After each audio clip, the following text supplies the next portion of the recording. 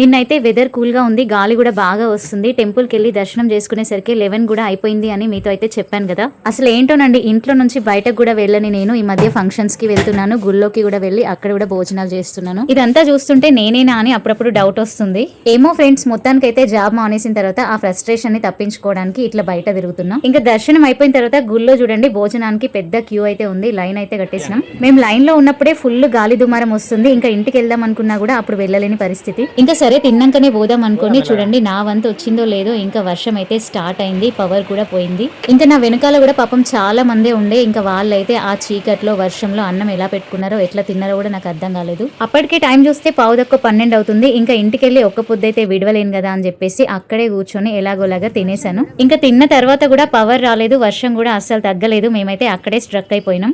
ఇంకా 12:15 అయితే కొంచెం వర్షం వెలిసినట్టు అయింది. ఇంకా అప్పుడైతే ఇంటికి వెళ్ళిపోయినాం. ఇంకా లక్కీ నేనైతే తడిచిపోయి వణికిపోతున్నాం చూడండి.